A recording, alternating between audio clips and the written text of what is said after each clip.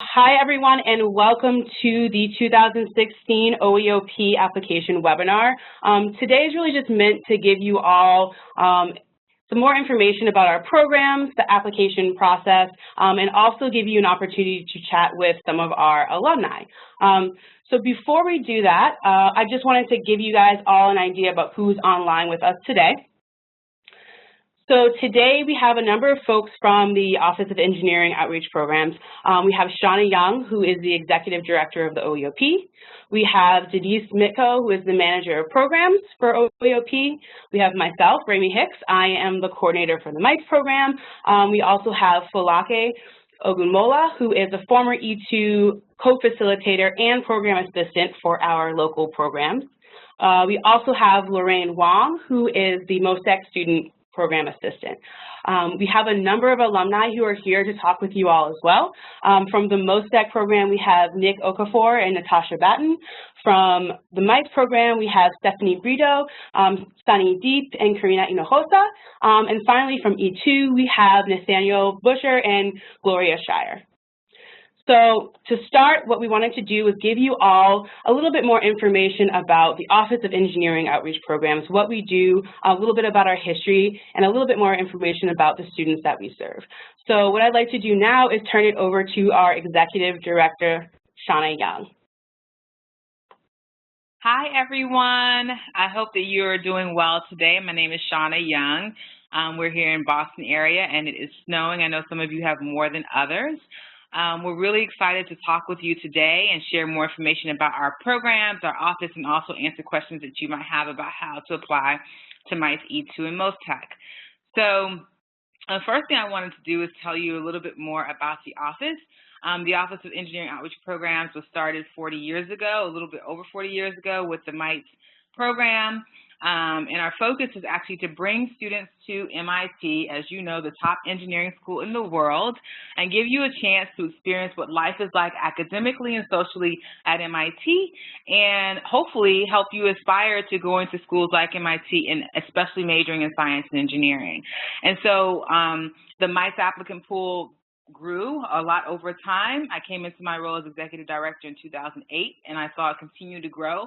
So in 2011, we really wanted to create more opportunities to serve more students.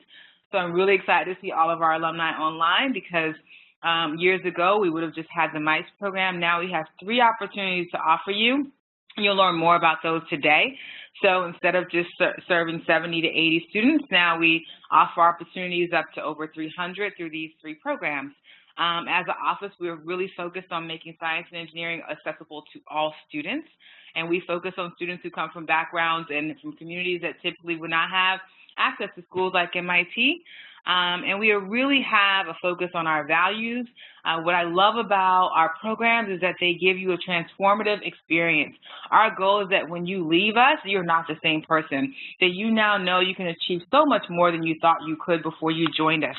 And we also focus on access. As you probably know, all of our programs are offered free of charge because we do a lot of work to raise the money to ensure that when you come to us, you don't have to worry about the cost of the program. And so you see our values now on our spreadsheet, on our slide. We have a community. I think when people talk about how our programs are life-changing, it's because they're able to interact with students who have similar interests in science and engineering but come from all over the United States and sometimes even the world. So we're really excited to have you here today and hope that you will complete your application and that we'll be able to review it in the next few weeks. I want to tell you a little bit more about the OEOP. We serve about 450 to 500 students every year. We have a local arm and a national arm. So the 3 programs you're applying to are part of our national programs. What that means is that you can come from all over the United States. As long as you're a U.S. citizen or permanent resident, you can apply for the program. And you also need to be a current 11th grader. So that means that you could be in public school, charter school, home school, private school, does not matter, just as long as you are currently in 11th grade and have a strong interest in science and engineering. So our local programs, as some of you may know of, are SEED and the STEM program. Those programs are for students who go to school in Boston, Cambridge, or Lawrence public schools and also live in those communities. Great. Thank you, Shauna. So now we are going to move on to talking to you all a little bit about the 3 different programs. So as Shauna mentioned, we have 3 national programs, the MITES program, the E2 program, and the MOSTEC program. So what we're going to do now in this part of the webinar is we're going to do a brief overview of each program, and then we'll actually hear from some alumni of the program. So first, I'm going to hand it off to Lorraine Wong, who will tell us a little bit about the MOSTEC program. Lorraine. Hi. So MOSTEC is one of our newer programs that started in 2011, and it's actually 6 months long. So for the first 4 weeks, it's over summer, you're wherever you are, and you complete some classes. So you can do classes in anything from neuroscience to electronics. And then 1 week you have on campus at MIT, so you get to explore campus, meet everyone that you've already been interacting with online. You do presentations about the work you've done over summer. And then for the next 5 months, it's the enrichment phase. So you'll do a whole bunch of blogs, a whole bunch of discussions. You get to discuss anything about science or the world, and you have actually been put in clusters for the entire program. And in those clusters, you get to work with each other on college applications. You can talk to each other about the essays that you're writing, where you're going, what you want to do, anything like that. It's a community that helps you through the entire process, all the way through January. And then we have 2 alumni. So we have Natasha and Nick, who can tell you a little bit about their experiences. Thanks, Lorraine. So first, we are going to send it over to Natasha. So she's going to tell you a little bit about her experience in the MOSTEC program. Hi, guys. As I said, I'm Natasha. I was in MOSTEC in 2014, and I majored in neuroscience, and then additionally I did a science writing course during that main part of MOSTEC for the month. I'm originally from New York City, and I currently go to MIT. I'm a freshman planning on studying chemical and biological engineering.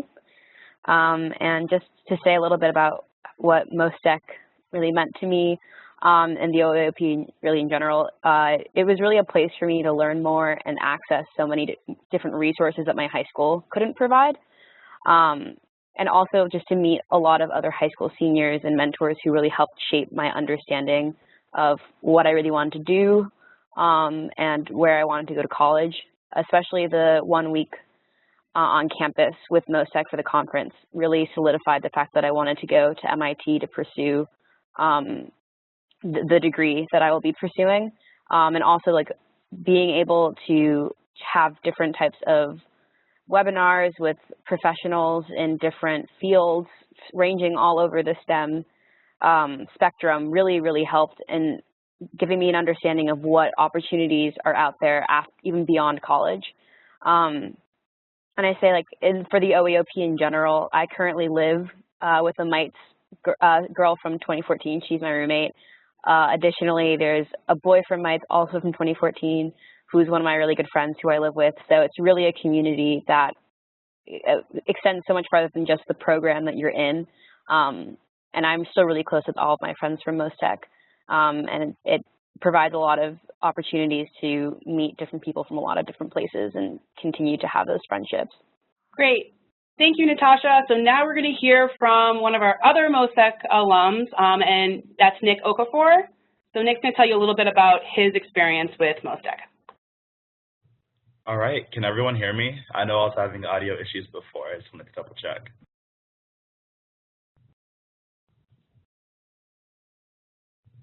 Yes. Can someone in the chat just let me know? All right, sorry. All right, so my name is Nick. I go to WashU. I was a part of MOSTEC's inaugural class of 2011. In 2014, I joined, okay, so I'm just reading the chats. In 2014, I joined MOSTEC as part of I was one of the online facilitators, and it's been great. A bit more about me. I am at WashU. I'm a senior. I'm studying mechanical engineering and sustainable development through International Studies Department. I have about 4 months until graduation, and so I'm in the middle of figuring out what I'm about to do, but I still think back about the experiences I gained in MOSTEC almost 5 years ago now, and like what I really gained from it, the things that I've learned in that process. And so being a part of MOSTEC, one of the main things that I really gained from it was a sense of community and a sense of understanding of knowing that there are so many people out there around the nation who are rallied behind me and who also have similar passions and similar interests in just learning how to use science to do a lot of incredible things. 4 years down the road, I'm still in contact with a lot of different people from my class. I still have good relations with the OEOP that consistently continues to serve and support me in a lot of different facets as far as letting me know about different opportunities that are available, different ways that I can kind of get out there, and also helping sharing my mission. And one of the really cool things that I've gained from both being a part of MOSTEC and also working for MOSTEC, it really inspired me to start my own initiative here in St. Louis, where I'm doing a lot of outreach working with middle school students doing STEAM, and so STEM plus the arts, science, technology, engineering, arts and mathematics, and design thinking. And I'm not sure if I missed Natasha's part, and so I don't remember if there were any other things that I needed to cover. No, that was great, Nick. Thanks so much. So thank you again to Lorraine and to our MOSTEC alumni, Nick and Natasha. What we're going to do now is actually switch gears and talk about the next program. So now we're actually going to talk about the MITES program. So the MITES program, it's actually 6 weeks on campus. And so it's really kind of meant to give students an idea of what it would be like to actually go to MIT. So for the MITES program, students are coming and they're taking 5 different courses. They are taking a humanities course, they're taking life science, a calculus course, a physics course, and they're taking like a hands-on engineering course, for example, in digital design or engineering design or architecture, just to give you an idea. So in addition to taking those classes, there's a lot more that goes on during the summer. So MITES isn't just summer school or summer classes.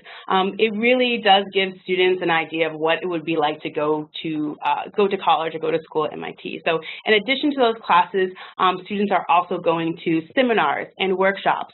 They're doing tours, going on trips, and social events as well. And what's really great is students also get to have weekly meetings with MIT admissions.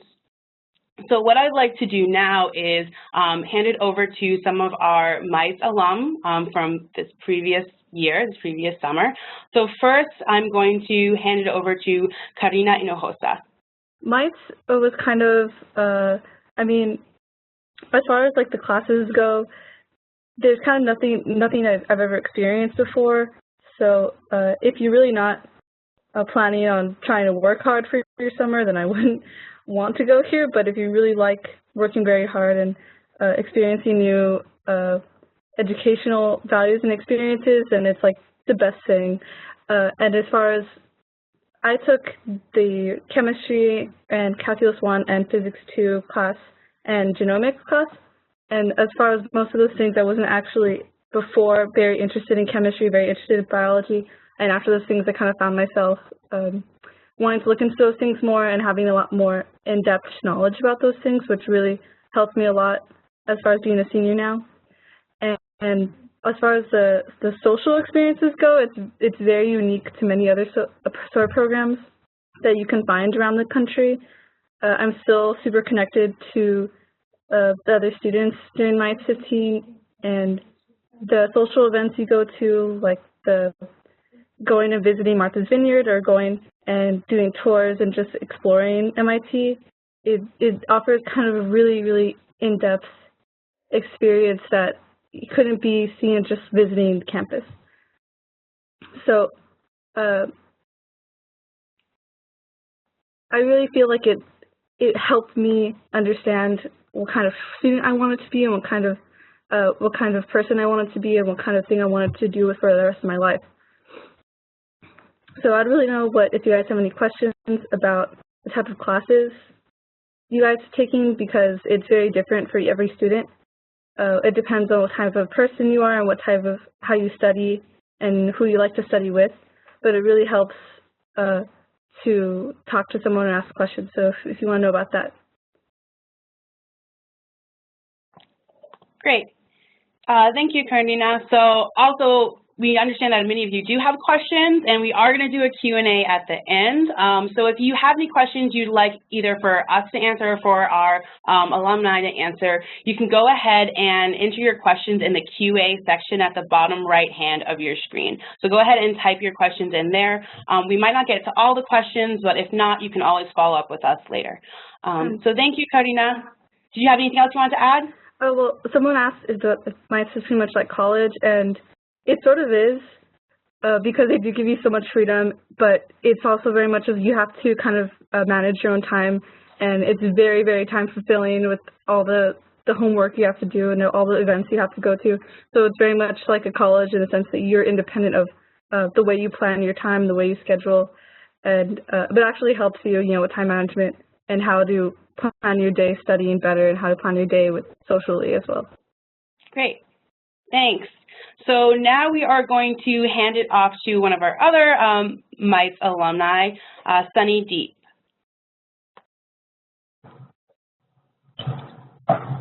Hi. Okay, can you see me? Yeah, okay. So, hi, everyone. My name is Sunny, and I went to MITES last summer in 2015, as well as STEM from 2008 to 2012.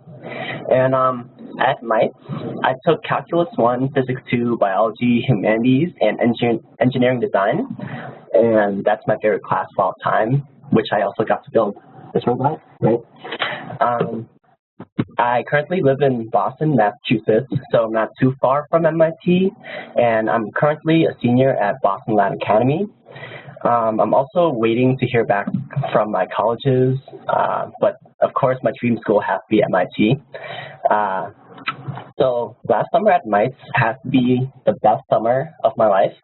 I was able to meet amazing people from all around the country, and I got to share a dorm with my roommate.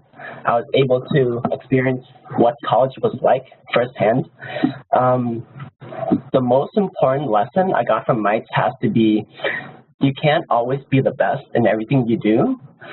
And in my school, a lot of people are competitive when it comes to grades, and I was used to doing well in everything I did. So when I came to MITES, I was expecting to do really well and get A's like in school. But then when I got my first physics midterm back, I scored under a 50%, which was the lowest grade I've ever gotten. And since I was a perfectionist, I didn't really take it really well. But afterwards, I accepted that I wasn't the best, and I learned to be okay with it. MITES will change your perspective on everything. At first, I felt really overwhelmed because of everyone around me.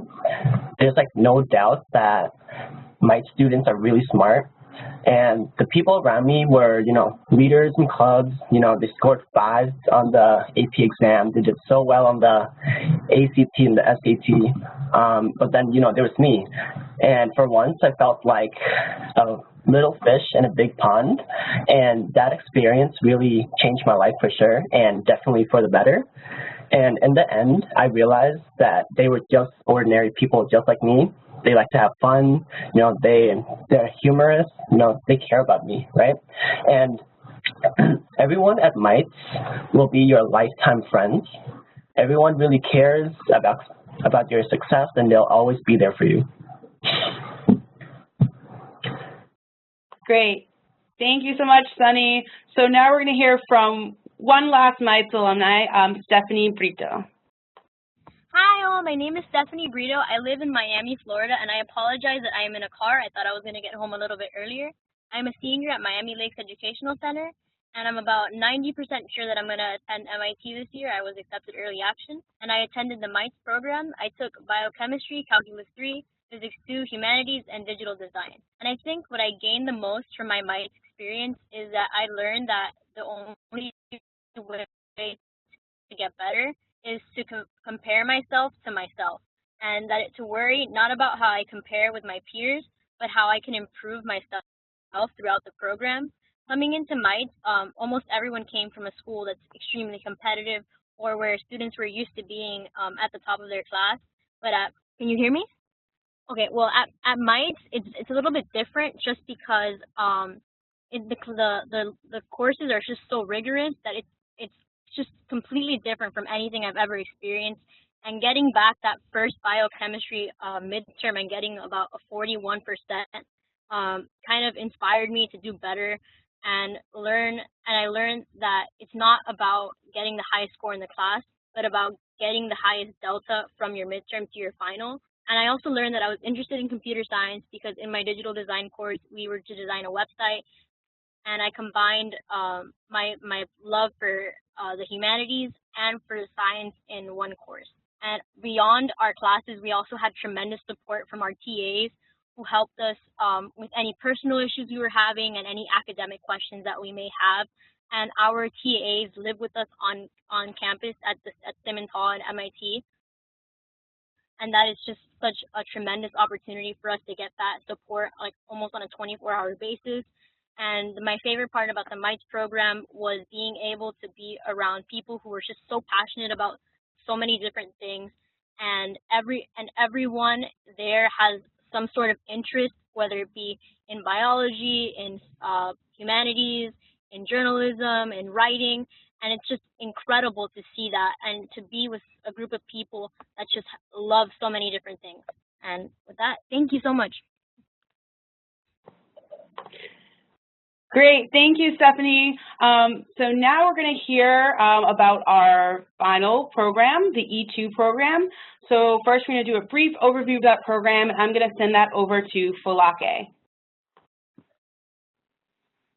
Hi, everyone. My name is Falake. As Rami said, I worked with E2 for 2 summers, actually. So the first summer I was a teaching assistant, and this past summer I was a co-facilitator, so I was kind of doing a lot of program management. And basically E2 is a 1-week residential program, so it's shorter than MITES, but it's shorter than MITES and MOSTEC, but it's jam-packed with a lot of things. So all students take a course in engineering, so we offer different courses like aero-astro, fluid dynamics, underwater robotics, engineering design. And not only are you taking courses, but we're also giving you different activities to develop you as a student. So we have career seminars where we bring professionals from different fields, so like people from NASA, Google, Microsoft come and speak to students like each day. So we bring someone different to come and speak to you about like what they do and how they came to be where they are. And then we also have lunch series. So for example, we had like the Dean of Engineering at MIT just come and have a special talk with our E2 students, which I thought was awesome. Also during the E2 program, we have one-on-one sessions with the MIT admissions officer. So every student gets a chance to like interact with an MIT admissions officer to get insight into like the admissions process and what they look at when considering applications. And we also have a college fair. So we bring universities and colleges from all over the U.S. fly in just to come and speak to our E2 students. So last year, I believe we had like 25 different colleges from like Ivy Leagues to super competitive engineering schools from all over the U.S. come and speak to our students. And because it is a week, it is a very jam-packed schedule, but we believe in the idea of working hard and playing hard. So we have a lot of fun outings and activities that we have for our students. So we do like a design challenge. Last year we had a scavenger hunt where you had to like travel all around Cambridge to find different clues. We do cluster outings and field trips. So we try and combine like working hard and playing hard. And there's a final dance, which is always super fun. Yeah, that's a little overview of E2. And if you have any questions, feel free to type them in the comment or the chat section. And now we have 2 alums. Nathaniel, who I worked with last summer, who is also an E2 alum, will speak to you guys about the program. And Gloria Shire, who is actually in my cluster last summer, will also give you guys a little bit of insight into the program. Great, thank you, Falake. So Nathaniel, if you will go first, you can share a little bit about your experience in E2.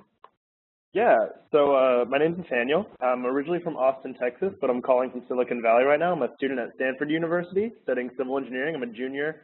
And I did E2 at MIT back in 2012, and like Falake said, I worked for the OEOP last summer at E2 2015. So it was really cool to go as a student and have my life change and then go back as a staff member. And really what E2 did for me is it you know, going in as a low-income, first-generation Hispanic college student, I really didn't know too much about MIT or other elite institutions in general. And I had this image of what I thought an MIT student looked like. I thought they only studied and they only did this one thing, and they didn't really interact with other people. And that's what you had to do to get into a place like this. You had to start doing research from like 2 years old, and I had all these stereotypes, and it was cool to go to MIT and realize that, you know, there were just normal people that were students at this institution, to see that, you know what, I wasn't too different from these people, and some other people were first generation, other people were Hispanic or low income, and there were people that I could really identify with and really help me visualize a future at a school like this. And so it was the first time for me to be able to see that not only am I able to go to college because my parents didn't go to college, but it might even actually be possible for me to leave my home state of Texas and be able to go to a school like MIT. And so doing the program and being introduced to other high-achieving minorities and underprivileged students who all have a passion to do well in academics and engineering and STEM-related fields, and then to continue that network of friends even after the program ended. I kept in contact with a lot of people, and even then, a lot of my E2 friends did come to Stanford with me, and it's very, very refreshing when I come to a school like this, and there are people who have friends from high school and have friends from middle school, and back in my community, not too many people graduate from high school, very less go to college, and almost no one went to a place like Stanford or MIT or all these different schools. And it's very nice to be able to be in a classroom and say, oh, how do you know so-and-so? And I can say, you know what, I met them back in high school. You know how I met them? I met them through E2 and I met them through the OEOP. And so having that really huge network of friends and support has been completely, you know, the most valuable thing that I've had throughout my college career. So if you have any questions regarding a first-generation, low-income, minority student getting into the program and how that transition into college and that application process was like, feel free, I'll be around for questions. Thanks. Thanks, Nathaniel. So now we'll go ahead and have Gloria say a few words about her experience. Hey everyone, I'm Gloria. I did E2 last summer. I did the renewable energy class. Let's see. I'm from Miami, Florida, and I go to American Senior High right now. So I heard about this program actually from Stephanie, and this program is one of the best things that has ever happened to me. It was completely life-changing to go there, even though it was just 1 week. We did so much. I think what really stuck with me is that it made me really confident in my ability to do really anything that I wanted. It was kind of crazy going in the first day into class and just being thrown into all this complicated physics and math for renewable energy, and I was just like, oh my god, I can't do this. But then you look around and you realize that we're all struggling in the same way, even though we all look like we know what we're doing. And it kind of gives you that feeling that when you look at other students, you're like, oh my god, they're so smart. You realize that you're actually one of them, that we're all just normal people trying to make our way. It was really cool to see just who you were. I definitely learned a lot about myself in that 1 week. I found out what my limits were, how late I can stay up and still manage to stay awake in class. Yeah, it was just so much hard work, but there's also a lot of fun involved in it. We did a lot of we did cluster outing, which was like so our cluster leader, mine was Falake. She took us out for dinner. We did a scavenger hunt at Harvard. We did design challenges and all this cool stuff. It was absolutely amazing. If you guys have any questions for me, feel free to ask later. And thank you. Great, thank you, Gloria. So now that we've heard a little bit about the 3 programs that we have, the national programs, and we've heard from some of the alumni of those programs, what we want to do now is switch gears and talk a little bit about the application process. So thank you again to all of our alumni and our OEOP staff who helps give you all a little bit more information about the program. So the alumni who can hang around to the end will do that and answer some of your questions. So again, just as a reminder, for those of you who are watching and you do have a question, please make sure you put your question in the QA section. So now we're going to talk a little bit about the application. So many of you have already started your applications, which is fantastic. For those of you who have not and are interested in learning how to actually apply, please note that the application is only open to students who are U.S. citizens or permanent residents and who are rising seniors in high school. That means current juniors. So how our application works is that there's actually one application for all 3 programs. So you just put in one application and you're automatically considered for MITES, E2, and MOSTEC. The application deadline is coming up on February 1st at 11:59 p.m. Eastern Standard Time, and that is a strict deadline, so that means applications must be in before that time, not midnight, not 12:01 on February 2nd. So make sure for your application to be considered, it should be in before that deadline. For those of you who have already started your application, you're already familiar with some of the different sections. There's a number of different parts that the student will have to fill out in order to apply. The first section is the applicant information section, and that section will just give us a little bit more information about you and your family and your high school. The second part of the application is the extracurricular activities section. So in this section, not only can you tell us about any clubs or activities that you're involved in after school, but you can also tell us about your honors and awards, any volunteer work that you do, and if you have any part-time jobs or part-time work, you would include that there as well. The third part of the application is the test scores and courses section. So here, students can tell us about any courses that aren't covered and outlined in their transcripts. So if you're taking a course at a local college, or if you're taking a course online, you can include that information there. Also, you will include test scores. So if you have not taken a standardized test, that's okay. You can still submit your application. But if you have taken a standardized test, we strongly, strongly encourage you to include that in your application. The tests that we accept are the PSAT, the SAT, the PLAN, and ACT.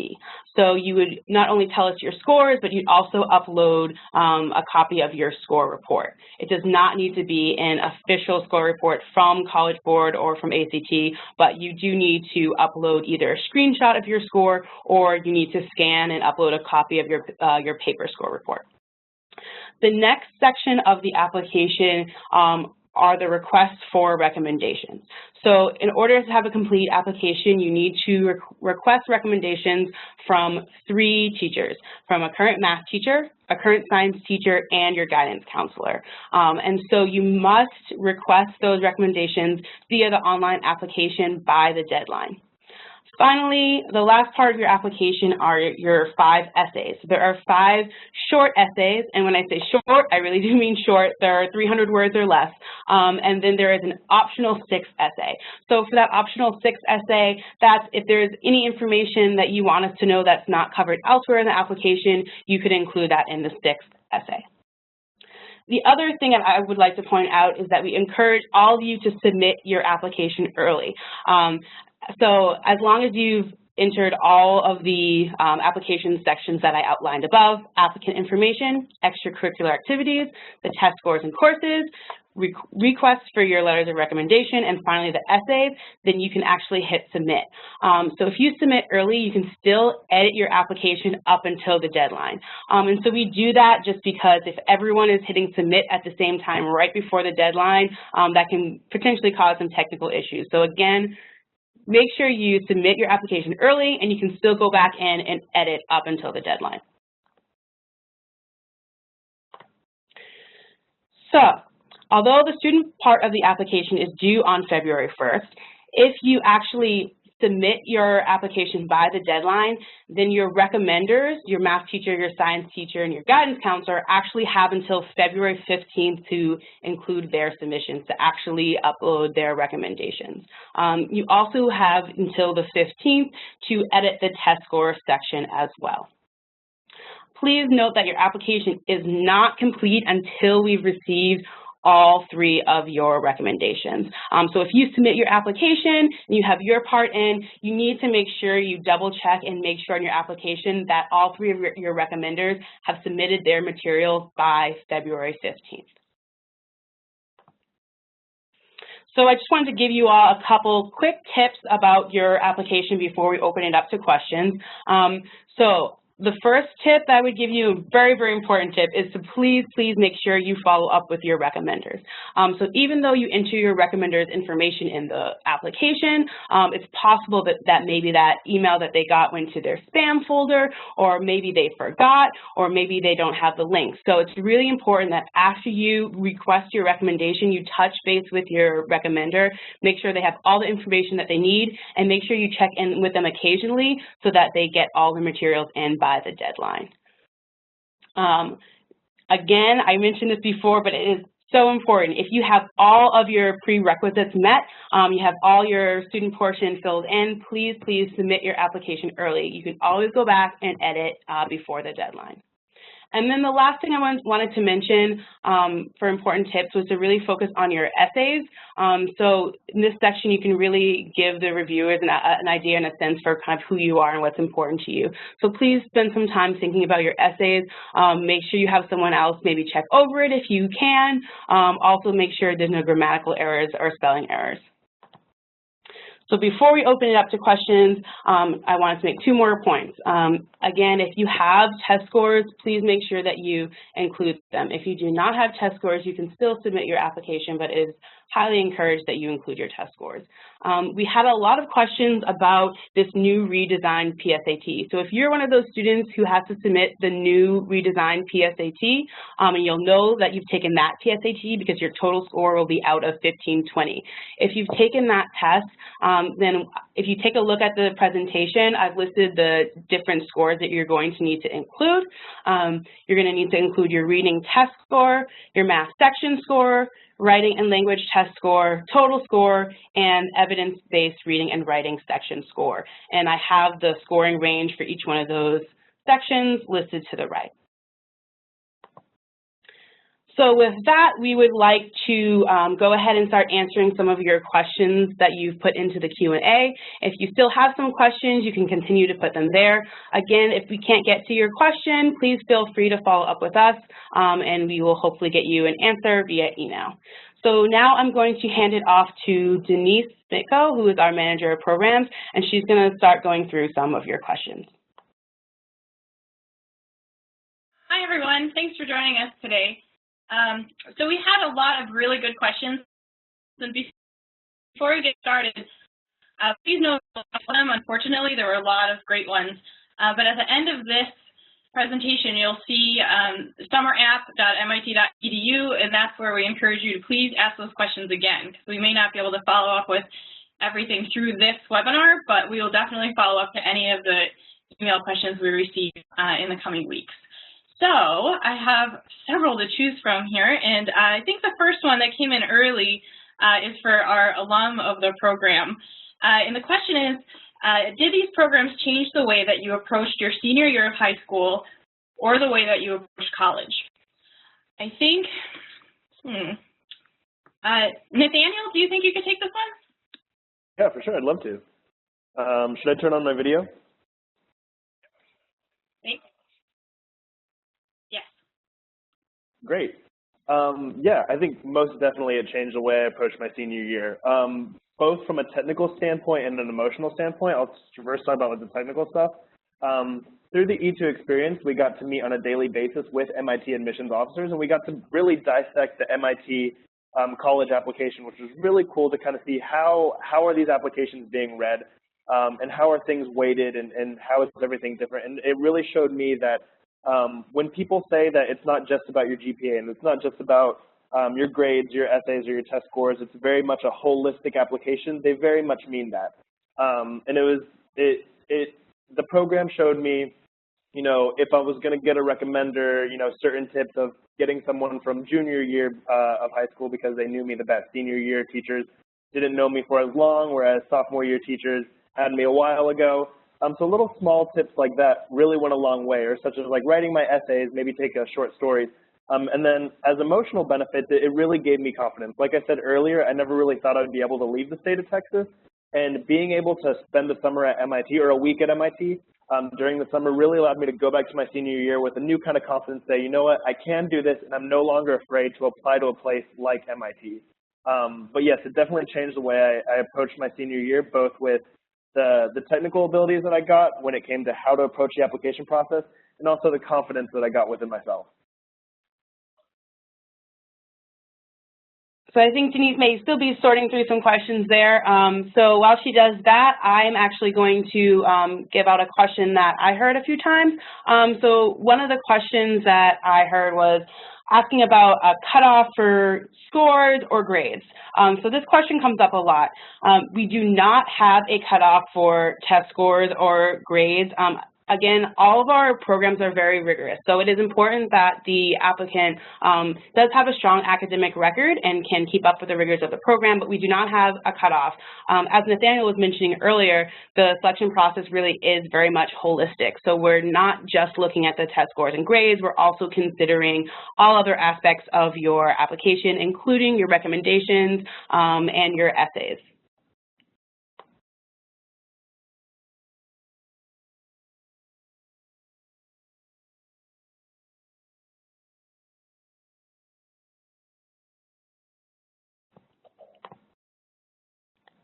So another question that we saw come up a few times actually about this webinar. So folks were asking, is this webinar going to be posted? So yes, we are recording this webinar and we will be posting it afterwards. So look out in your emails for a link to the application webinar. Rami, can you hear me also? A question? Oh, sure, go ahead, Shauna. Oh, yeah, I was going to say, just reiterating what you said about taking your time for your essays, I think is huge in terms of how do you differentiate yourself, be as real as possible, but also think about how what I encourage students to do is have someone read through it and then have them tell you back what they thought they read and see if that represents what you wanted it to say. And that will really help you have a thoughtful essay, I think. Great, thanks, Shauna. So now I think we'll pass that back off to Denise to go through some more of those questions.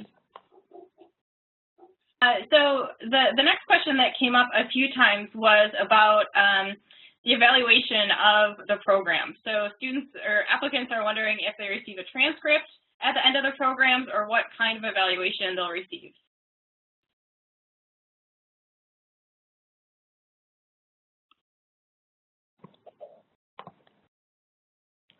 Great, thanks, Denise. That's a great question.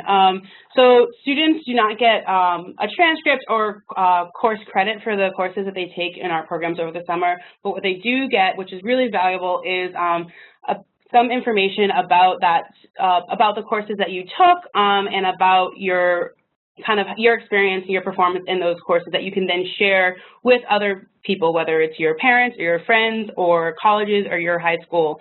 So there is that information that you can share. Shauna, do you have anything you want to add to that? Yeah, I would also add something to that point, mainly that it's harder than grades, I think, because it's a qualitative assessment of how well you have done. So it's really important that you think about, we're looking for a change, a delta, for your performance in every single one of your classes. So, I mean, I think the alumni can give a little bit of context on that and what that was like versus grades.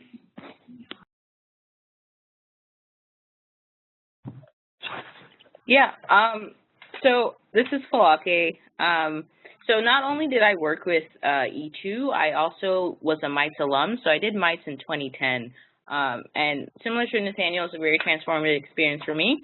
But one thing that I enjoyed afterwards is reading the evaluations that I got. So seeing how my teachers and my instructors responded to the effort that I was putting into the program.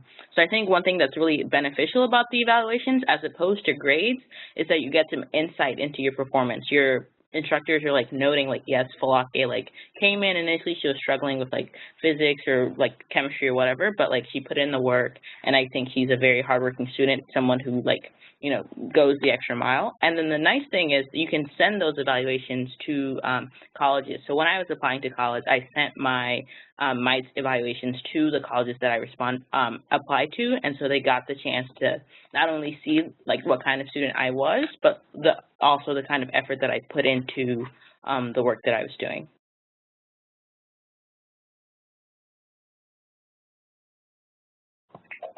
Great. Thanks, Falake. That's helpful to hear that context as well. So now, Denise, do you want to move to the next question? Next question we have here is,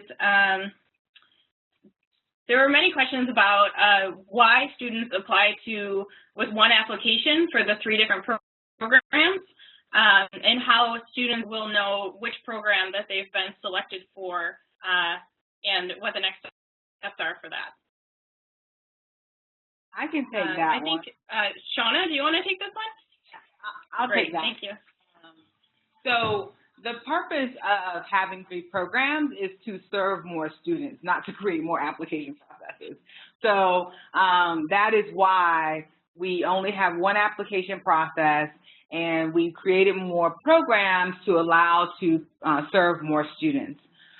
We will make the decision on the goal basically is that you have a thoughtful application and put everything you can into it so that you can hopefully be selected for an opportunity. There's no difference, as you can tell from our phenomenal alumni, who I love each one of them, that they're in amazing places. They're wonderful people, students, and they all had different experiences. So our goal in the programs and how we design them and how we pick our staff is that every single experience you have has those types of TAs, instructors, unique learning experiences that you would have.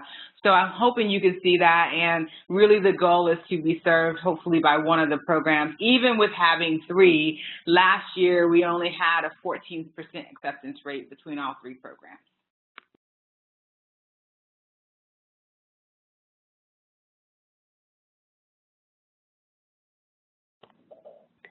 Great, thank you, Shauna. So we have some time for a couple more questions. Denise, do you want to give out the next question?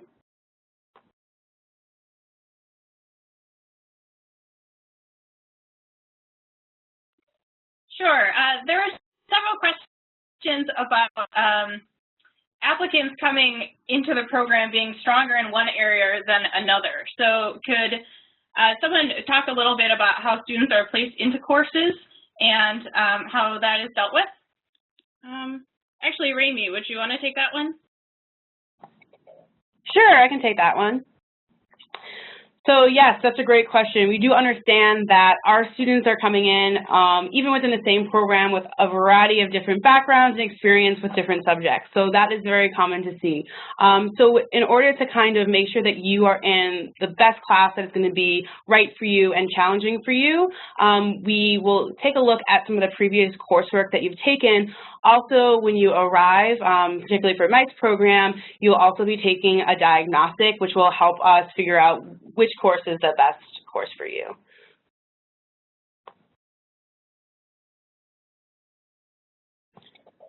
And I guess I also want to add on to that question, in terms of your electives that you're taking, there is some degree of selection with those. So for the elective, for the engineering courses, you do also get to tell us your preference for courses.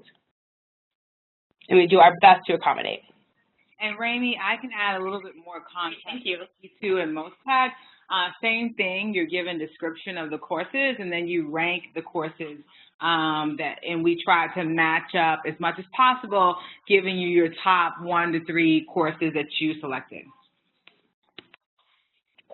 Thanks, Shauna. So I think we still have a few more minutes left, so we can do a couple more questions. Denise, do you have the next one? Okay, great. I had one question that was MOSTEC specific, so maybe Lorraine can talk a little bit to this.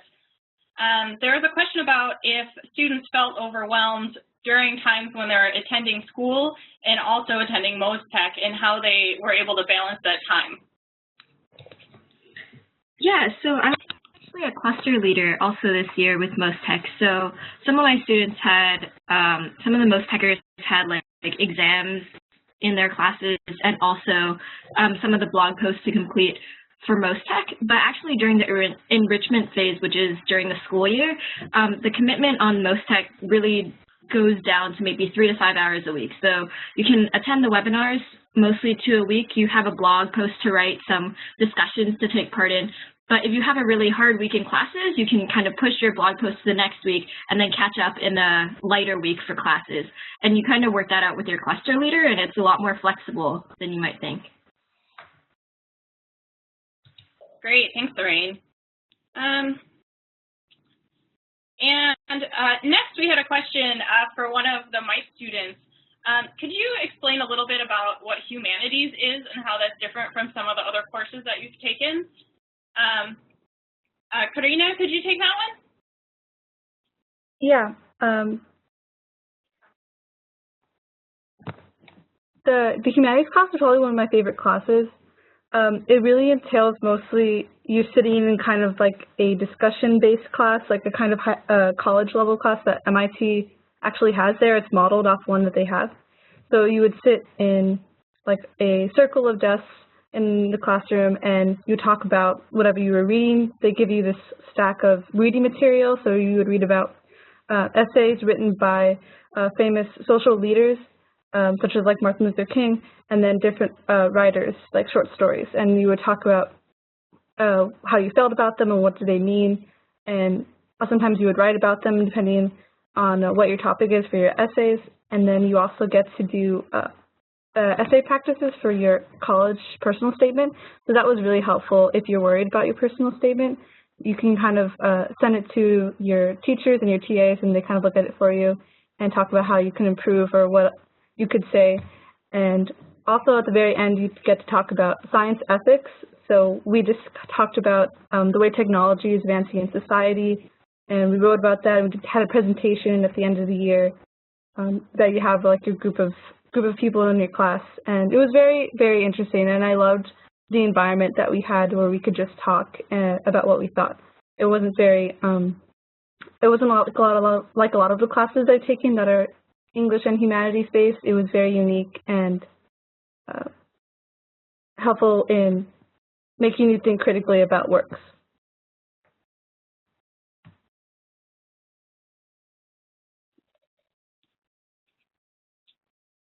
Great, thank you.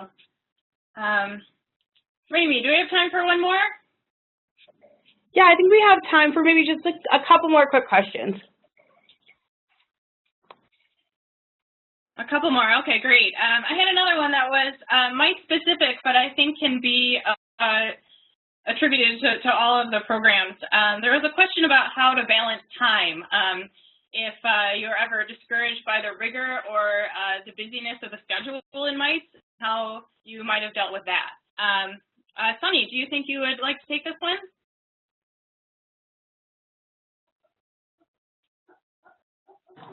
Sure. Yeah. Okay. So for me, I had a big problem with managing time because I wasn't used to all these college level courses. But so you can always ask your TA or friends for help. For example, I just came into MITES even though I still had school. Right, my school didn't end until late June, so I talked to my TAs and they helped me out with prioritizing what classes I should focus on. There's also there's a bunch of study groups that you can join, and they'll help you out with problems that you're not too sure about. And there's times when you will be up all night, but you'll be doing it with a lot of other people as well. So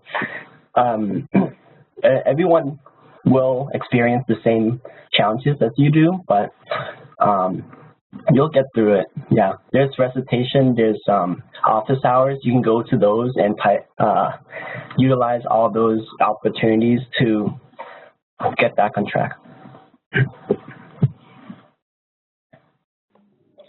Thanks, Sunny. So I was actually hoping if, Gloria, could you also add your thoughts on that, on kind of time management during the program and how you dealt with that?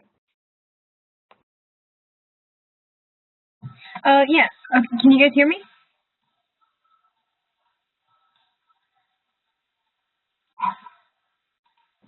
Yes, we can hear you. Okay. So at E2, it was really super tight schedules because it was essentially MITES in 1 week. So concerning time management, you have to learn how to walk very fast to get to place because you're almost always late. And then at night, it just really helps to know the people who were in your class. We had a lot of study groups. We had study group sessions almost every night that we had homework. And since it is only 1 week, you do want to do a lot of social things. So the way I dealt with the tightness of the schedule was I essentially just didn't sleep. So I don't know if that's a very good response, but you can learn how to time yourself so that you know exactly how long you're gonna take to eat, to shower. You learn how much time you need to do your homework, kind of thing. I mean, everyone's on the same kind of schedule as you are, so you will be working together to figure out how to manage all the homework and still have fun. Thanks, Gloria. So I know this is a really important question, so we're going to get one more alum experience with this question. So Stephanie, could you also tell us your perspective about kind of how you manage your time? I think Stephanie her call might have dropped, but I can shed a little light on time management, at least for me as a MITES alum, and then also seeing how like E2 kind of works. Gloria is right in the sense that E2 is very packed. We kind of put a lot of things into the schedule for 1 week. And I guess the key to balancing your time is to find times to do your work, but with other people. So you can kind of combine like the social and the academic part together. And like she said, working in study groups, working with each other to make sure like your work gets done, you know, going to office hours, just doing things together. But we do want you to sleep, a little disclaimer. So we do kind of like set like all right, you guys can work until 1 a.m. and then you have to go to your room and like hope, I guess, if you want, do work. But I found that in MITES, the best thing to do is to kind of set time apart to do work together with people. So after courses or after the event, the activities for that evening, I'd like go back to my room, like go with people who I had a class with, and I would just, like we just do it together. So it's like, oh, we'll struggle together, we'll stay up together and like just get the problem done. So it's a combination of finding a group of people, like a study group of sorts, to like do the work together. So it's not like you're doing it alone. And it's not like it's you in your room and a piece set and you're struggling by yourself. That's generally not the case. Yeah. Now, I would add a little bit from MOSTEC also. Lauren, you may want to add it too. Oh, you can't really. Oh, hi. Okay. So I think the key with MOSTEC, especially in the summertime, is to know that you really shouldn't be doing other summer programs. It's really hard to manage another residential program and doing the work of MOSTEC. I think there might have been some students who have tried it in the past, but it has been a challenge. I don't know, Lauren, if you want to add context onto that. Yeah, so for MOSTEC over the summer, we expect maybe 20 to 25 hours of work a week, which is quite a lot, especially when it starts in the middle of summer. So you've already had a couple weeks off and not really in the academic mood, but then you have to do science writing and your project course. So it's kind of hard to balance that with any other residential program, as Shauna said. A couple students this past year actually have tried and kind of fell behind in their MOSTEC work. And the importance of being on top of the project courses for MOSTEC is that you get to do really cool presentations once you get to the MOSTEC conference, the 5th week into the program. And that's all based on the work that you've done over summer. So being able to have time to spend with your family and friends over summer, but also do that 20 to 25 hours of MOSTEC work is pretty important.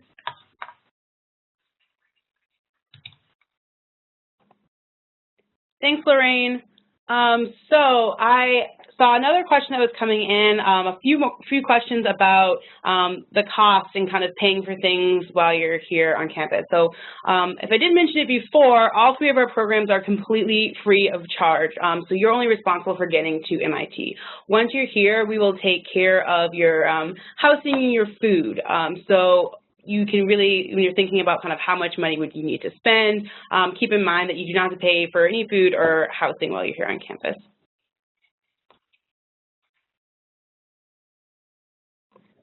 So I think, Denise, oh, sorry, go ahead, Shauna. Oh, sorry.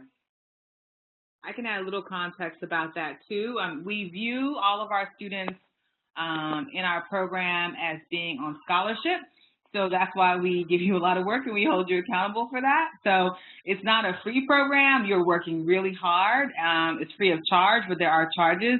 All of our programs are sponsored by people who want you to have that experience. And so we will try to make sure that if there's any financial needs, that we're taking care of that.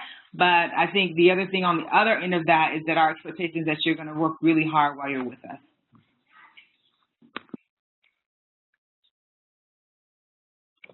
Great. Thank you, Shauna, for adding that context there. So we're a little bit over. Denise, how about we just do one final question? So if there's any other really common questions that came through, we can go ahead and answer that one now. Sure.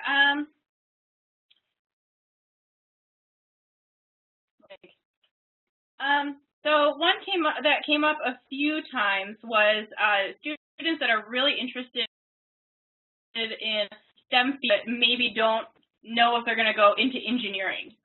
Are there students that are interested in pre-med in these programs? What if I'm really interested in STEM fields, but I'm not sure if I want to be an engineer yet? What advice would you give to those applicants thinking about joining the program? And I think, Shauna, do you want to take this one? Sure, I'd be happy to take this one. I think that the key is to show your interest in science engineering. We get it. Everyone doesn't know.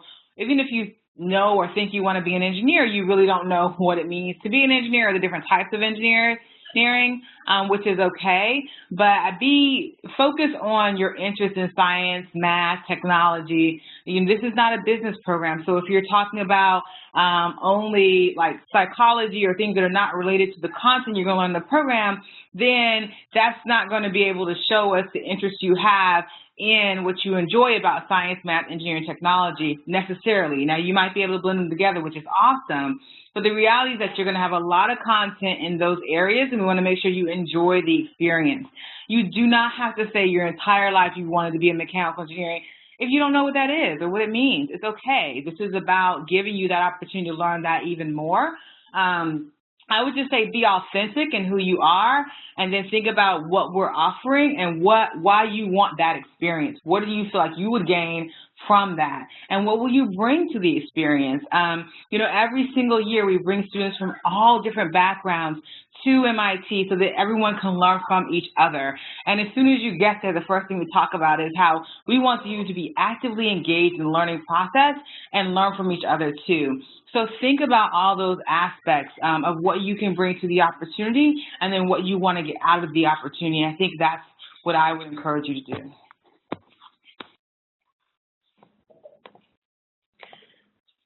Great. Thank you, Shauna and Denise. So now that concludes our application webinar for 2016. We understand that we didn't get to everyone's questions, so if you entered a question in either the QA or the chat that we didn't get to, please make sure you follow up with us so we can answer your question. We have a number of resources on our website. The application website is summerapp.mit.edu. When you visit that website, you can see an application checklist with all the information about what you need to apply. You'll also see our frequently asked questions section. So a lot of your questions may be answered there. If you do still have questions, please make sure you reach out to us at summerapp@mit.edu, and we'll get back to you with the answers to your question. So with that, thanks so much for taking the time to be with us on our webinar today, and best of luck with your applications.